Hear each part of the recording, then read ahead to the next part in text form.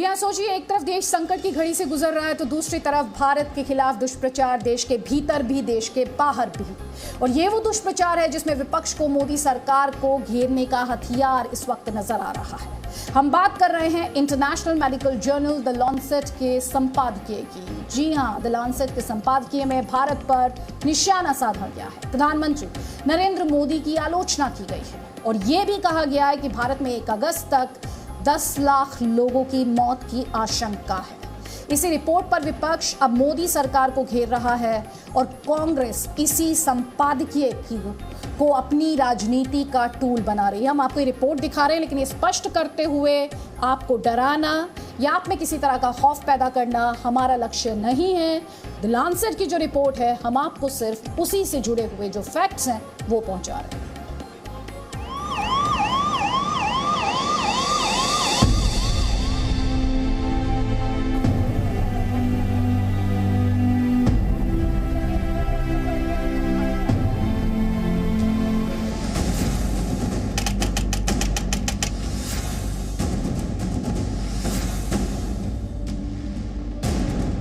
दुनिया की सबसे प्रसिद्ध मेडिकल जर्नल द लॉन्सेट का संपादकीय देखिए। इस संपादकीय में भारत पर निशाना साधते हुए लिखा गया है कि institute for health matrix and evaluation का अनुमान है कि 1 अगस्त तक भारत में कोविड-19 से 10 लाख लोगों की मौत हो जाएगी। अगर ऐसा हुआ तो इसके लिए मोदी सरकार जिम्मेदार होगी। इसी संपादकीय में भारत में कोरोना की स्थिति को लेकर राजनीतिक टीका टिप्पणी भी की गई है। प्रधानमंत्री मोदी की तीखी आलोचना करते हुए लिखा गया है कि मोदी की प्राथमिकता कोरोना महामारी नियंत्रित करने की नहीं है, ट्विटर पर अपनी आलोचनाओं को हटाने की प्राथमिकता है। संकट के दौरान आलोचना, खुली चर्चा का गला घोटने का प्रयास किया गया है। मोदी सरकार की ये कोशिश अक्षम्य है। आत्मघाती राष्ट्रीय तबाही के लिए मोदी सरकार जिम्मेदार होगी। कांग्रेस पार्टी ने इसके बाद इसी संपादकीय को आधार बनाकर केंद्र सरकार को घेरा। 1 अगस्त तक हमारे देश के अंदर 10 लाख लोगों की कोविड के चलते मृत्यु हो जाएगी, जो कि हम लोग बार बार कहते आ रहे हैं। ये केवल प्राकृतिक आपदा नहीं है, ये मानव निर्मित और मोदी सरकार निर्मित त्रासदी है। ये द लैंसेट ने अपने एडिटोरियल के अंदर कहा है। कांग्रेस नेता पी चिदम्बरम ने लॉन्सेट के संपादकीय को आधार बनाकर मोदी सरकार से माफी की मांग की। द लैंसेट के संपादकीय के बाद अगर शर्म बची है तो सरकार को देश से सार्वजनिक माफी मांगनी चाहिए। स्वास्थ्य मंत्री को तत्काल इस्तीफा दे देना चाहिए। बीजेपी ने कांग्रेस पर पलटवार किया। कांग्रेस को हाल ही में स्वास्थ्य मंत्रालय द्वारा दी गई जानकारी के बारे में बताया। हेल्थ मिनिस्ट्री का भी एक रिलीज आया था कि पिछले 1 सप्ताह में 180 डिस्ट्रिक्ट में कोई नया केस नहीं आया है। प्रधानमंत्री सीधे चीफ मिनिस्टर से बात करके उनकी आवश्यकताओं को समझ के और उन चीज़ों के समस्याओं के निवारण के लिए काम कर रहे हैं। द लॉन्सेट के संपादकीय पर ये तो हुई अपने देश में सियासी वार पलटवार की बात, लेकिन कुछ सच्चाई जो द लॉन्सेट को जाननी चाहिए। क्या लॉन्सेट इस बात से इनकार करेगा कि भारत में तेजी से बढ़ते कोरोना संक्रमण के बीच भी मौत का आंकड़ा दुनिया के और देशों के मुकाबले काफी कम है? क्या लॉन्सेट इस बात से इनकार करेगा कि भारत में कोरोना संक्रमित मरीजों का रिकवरी रेट दुनिया के और देशों की तुलना में काफी बेहतर है?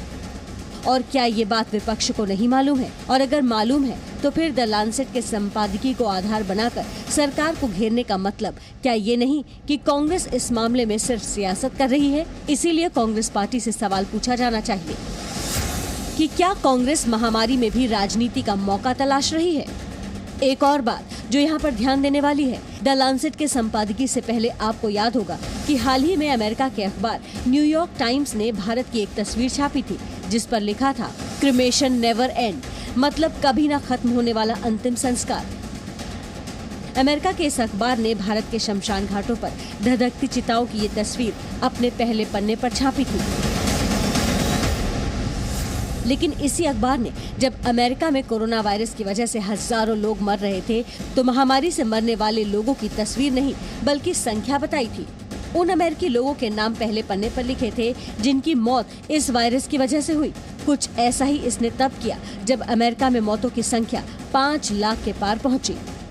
यानी न्यूयॉर्क टाइम्स अपने लोगों के अंतिम संस्कार की तस्वीरें अखबार में न छापकर उनकी गरिमा का ख्याल रखता है, लेकिन जब बात भारत की आती है तो वो इसे पूरी तरह भूल जाता है।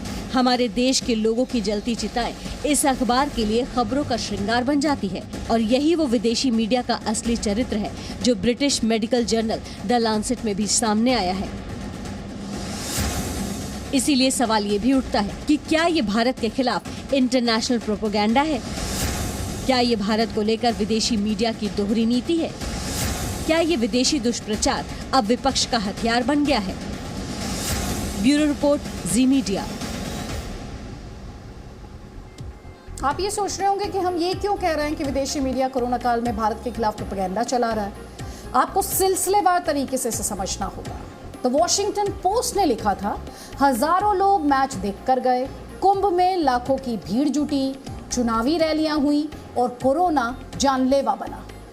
द गार्डियन ने क्या लिखा, अब आपको वो बताते हैं। डोनाल्ड ट्रंप की तरह प्रधानमंत्री मोदी कोरोना के बढ़ते मामलों के बीच चुनावी रैलियां करते रहे। वहीं टाइम मैगजीन ने लिखा कि अमीरों को अपनी पहुंच से अस्पताल मिले, प्रधानमंत्री मोदी की नाकामी घातक साबित हुई।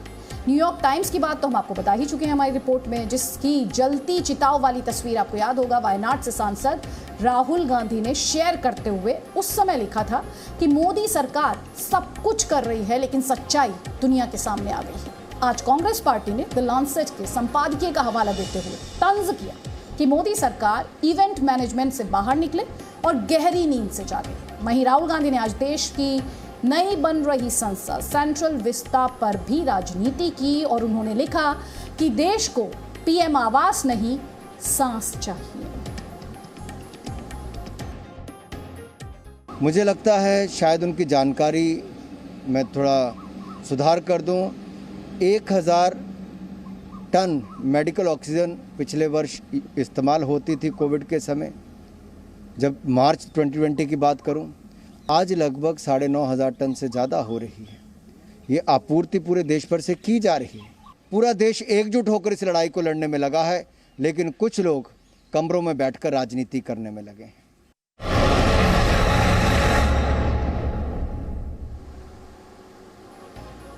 सने की दूसरी बड़ी स्टोरी में आपको कोरोना के नए खतरे से आगाह करते हैं। एक ऐसा खतरा जो कोरोना की सेकेंड वेव यानी दूसरी लहर में बहुत डरावना, एक ऐसा खतरा जो कोरोना से ठीक हुए मरीजों में ज्यादा पाया जाने लगा है। आप ये समझिए कि इस बीमारी की चपेट में आने के बाद गुजरात में कोरोना से ठीक हुए कई मरीजों ने आंख की रोशनी गंवा दी। आप ये समझिए अगर ये बीमारी किसी कोविड मरीज को हो जाए तो कोरोना से ठीक होने के बाद भी उसकी जान जा सकती है।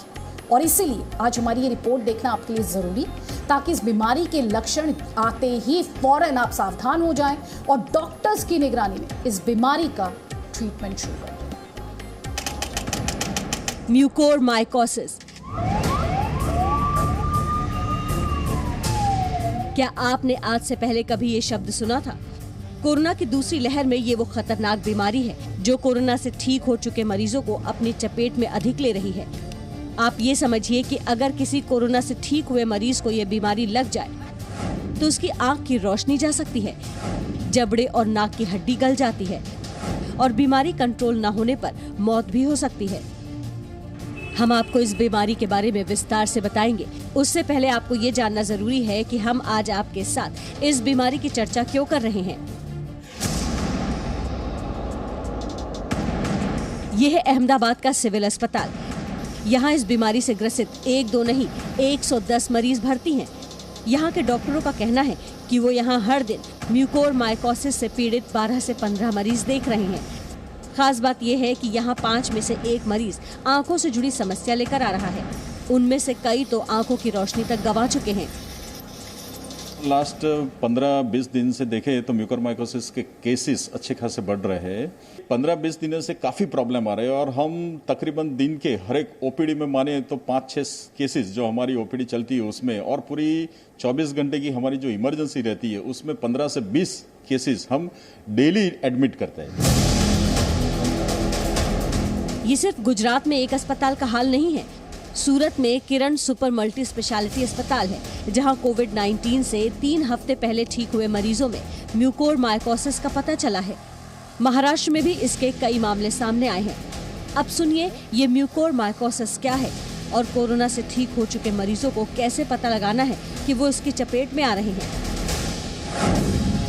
म्यूकोरमाइकोसिस असल में एक तरह का फंगल इन्फेक्शन है जो कोरोना की दूसरी लहर में कोरोना मरीजों के ठीक होने के बाद उनमें पाया जा रहा है। ये फंगस शरीर में बहुत तेजी से फैलता है। इसे ब्लैक फंगस भी कहते हैं। मरीज के बचने की संभावना सिर्फ 50% होती है और कमजोर इम्यूनिटी वाले इन्फेक्शन के शिकार ज्यादा होते हैं। इसमें मरीज को सिर दर्द होता है। कोरोना से रिकवर होने के बाद बुखार आता है। आंखों के नीचे दर्द, नाक में जकड़न, साइनस क्लॉटिंग, आंशिक रूप से दृष्टि बाधित होना, आंखों की पुतलियों के आसपास लकवा मार जाना और मेनिंजाइटिस इस बीमारी के लक्षण हैं। ये फंगस इन्फेक्शन म्यूकर नाम के फंगस की होती है और फंगस इन्फेक्शन होती है तो उसको हम म्यूकर माइकोसिस कह देते हैं। माइकोसिस का मतलब फंगस की वजह से जो प्रॉब्लम हो। एक इम्पॉर्टेंट बात इस डिजीज में यह है कि ये लगभग बहुत हद तक डायबिटीज के मरीजों में होती है। डायबिटीज नहीं है तो बहुत अनकॉमन है कि म्यूकोरमाइकोसिस हो। म्यूकोरमाइकोसिस से पीड़ित मरीज को घबराना नहीं है। तत्काल बायोप्सी करवाएं, एंटी फंगल थेरेपी शुरू करवाएं, घरेलू इलाज के बजाय सीधे अस्पताल जाएं, हालत बिगड़ने पर जल्द ऑपरेशन करवाएं। स्टेरॉयड जैसी जान बचाने वाली दवाई का रैशनल यूज होना चाहिए। जरूरत से ज्यादा मिलेगा तो इस सिचुएशन तो है ही, दूसरों को भी इल इफेक्ट होता है। इसी तरह से टोसिलिजुमैब वाली जो दवाई है वो तभी दी जाए जब इसकी जरूरत है, बिल्कुल फालतू नहीं देनी चाहिए। डेंजरस हो सकती है और भी कई खतरे हैं, उसमें से एक ये खतरा भी है। हमने ब्लैक फंगस को लेकर कुछ और विशेषज्ञों से भी बात की। सुनिए वो इसके बचाव के लिए लोगों को क्या सलाह दे रहे हैं। कुछ खास बातों का ध्यान रखकर इससे आसानी से बचा जा सकता है। अगर कोविड-19 रोगी ऑक्सीजन सपोर्ट पर है तो ह्यूमिडिफायर में साफ पानी डिस्टिल्ड वाटर का इस्तेमाल होना चाहिए। कोविड-19 रोगी के आसपास सफाई रखी जानी चाहिए और कोरोना वायरस से रिकवर हुए पेशेंट को बहुत अधिक धूल के सीधे संपर्क से बचना चाहिए। इसके अलावा त्वचा की चोटों को साबुन और पानी से अच्छी तरह से साफ करना चाहिए। कोरोना की दूसरी लहर खतरनाक है, तीसरी लहर भी आ सकती है। ऐसे में देश में म्यूकोरमाइकोसिस के कई मामले सामने आने के बाद चिंता और बढ़ गई है। लेकिन हमारी आपको सलाह है, घबराए नहीं और इसके लक्षण आने पर तुरंत इलाज शुरू कर दें तो बड़े नुकसान से बच सकते हैं। ब्यूरो रिपोर्ट, जी मीडिया।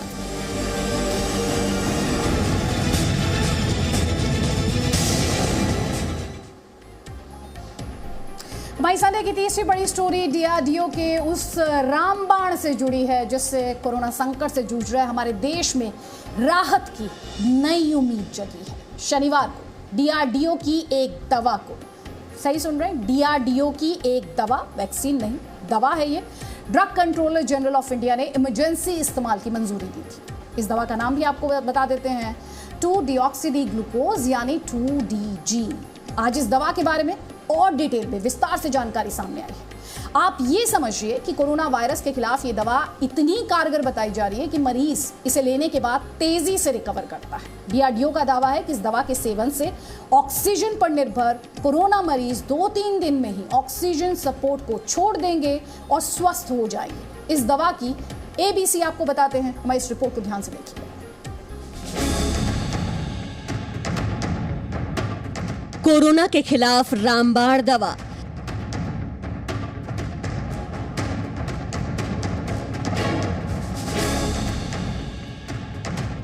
आप भी डीआरडीओ की दवा का नाम याद कर लीजिए।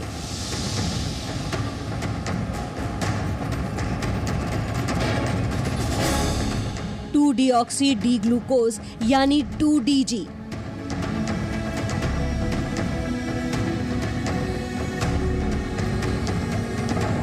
शनिवार को जब से ये शुभ समाचार देश को मिला है तब से हर कोई डीआरडीओ की इस रामबाण दवा का बेसब्री से इंतजार कर रहा है। हर किसी के मन में ये सवाल है कि ये दवा कोरोना के इलाज में कितनी कारगर है, बाजार में कब से मिलेगी, इसका इस्तेमाल कैसे करना है, वगैरह वगैरह। तो हम आपको इस दवा की पूरी जानकारी देने जा रहे हैं। सबसे पहले तो ये जान लीजिए कि डीसीजीआई ने इस दवा के इमरजेंसी के इस्तेमाल की मंजूरी दे दी है। ये मंजूरी तीसरे क्लिनिकल ट्रायल के सफल होने के बाद दी गई है।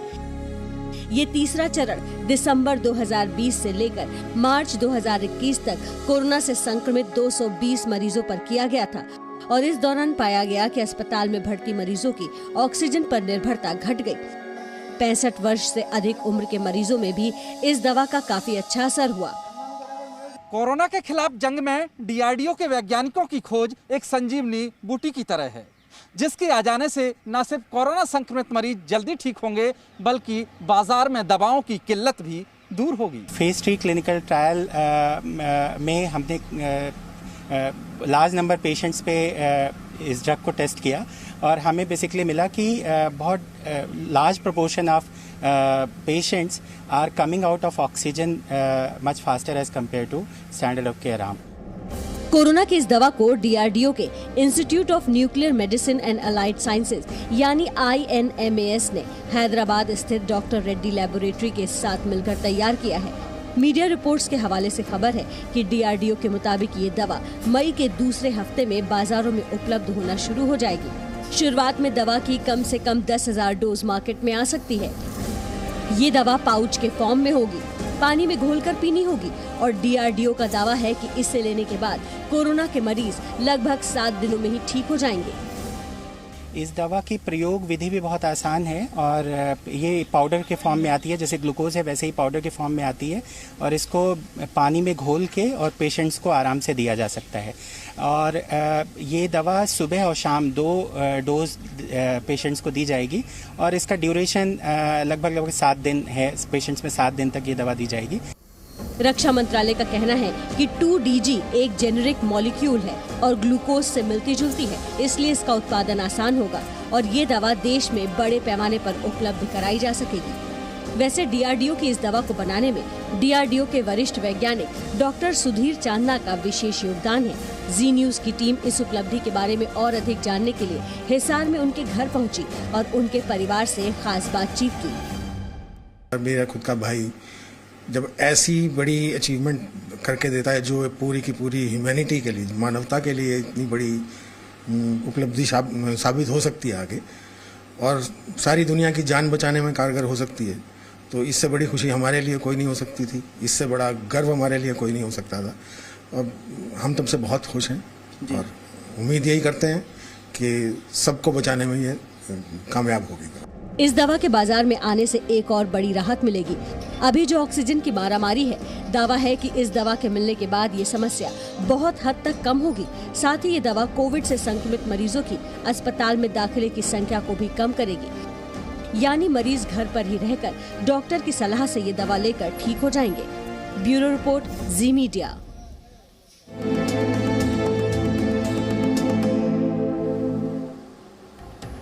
हमारी संडे की चौथी बड़ी स्टोरी मदर्स डे स्पेशल है। ये रिपोर्ट इसलिए भी स्पेशल है क्योंकि ये ना सिर्फ माँ से जुड़ी है बल्कि लोगों की जिंदगी बचाने वाली वैक्सीन का माँ से कनेक्शन भी।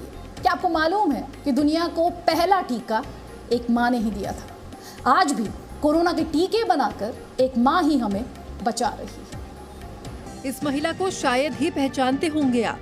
ये एक ब्रिटिश माँ है, नाम है मैरी वोटरले मोटेंगू। दुनिया की पहली वैक्सीन बनाने में इनका अहम योगदान है। आप पूछेंगे कैसे, तो इसका जवाब जानने के लिए आपको 300 वर्ष पहले 1721 में आई महामारी के बारे में जानना होगा। तब ब्रिटेन में जानलेवा चेचक महामारी फैली थी। मैरी वोटरले मोटेंगू को चेचक की बीमारी हुई।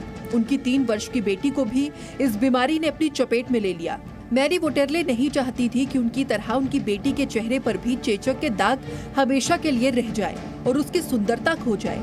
इसीलिए उन्होंने बेटी की त्वचा पर एक बहुत छोटा सा कट लगाया और इससे बने घाव पर बहुत थोड़ी मात्रा में चेचक का पस लगाया ताकि उसके शरीर में इसके प्रति एंटीबॉडी बन जाए। टीकाकरण का ये तरीका मैरी ने टर्की में सीखा था। इस वाक्य के 75 वर्ष बाद 1796 में इसी तरीके के आधार पर एडवर्ड जेनर ने चेचक के टीके का आविष्कार किया। अब इनसे मिलिए, भारत को कोरोना की पहली स्वदेशी वैक्सीन देने में इस मां का भी बड़ा रोल है। नाम है सुचित्रा इला। भारत बायोटेक की सुचित्रा इला कंपनी की ज्वाइंट मैनेजिंग डायरेक्टर 1980-90 के दशक में जब पति कृष्णा इला अमेरिका में पीएचडी कर रहे थे, तब सुचित्रा अकेले वहां 2 बच्चों समेत परिवार चला रही थी। बाद में पति पत्नी भारत आ गए ताकि यहाँ लोगों के लिए सस्ती वैक्सीन बनाई जा सके और अब इस कंपनी की बनाई कोवैक्सीन कोरोना से लोगों की जिंदगी बचा रही है। ये सारा गिलबर्ट है, ये भी एक माँ है। ऑक्सफोर्ड यूनिवर्सिटी और एस्ट्राजेनेका की उस टीम की प्रमुख है जिसने वैक्सीन डेवलप की है। सारा 3 जुड़वा बच्चों की माँ है। माँ की बनाई वैक्सीन का तीनों बच्चों ने ट्रायल भी करवाया है। सारा बताती है कि 1998 में जब तीनों बच्चों का जन्म हुआ तब उनकी आय बहुत कम थी। बच्चों की देखरेख में मुश्किल होती थी। वो माँ भी थी और रिसर्चर भी, इसीलिए दोनों काम एक साथ करना मुश्किल था, लेकिन इसके बावजूद वो ये काम करती रही। यानी माँ सिर्फ नया जीवन ही नहीं दे रही बल्कि जीवन को बचा भी रही है। और मदर्स डे पर ऐसी सभी महान माताओं को हमारा नमन। Bureau report, ji media. Presenting B News app, available on Google Play and App Store. Download it now.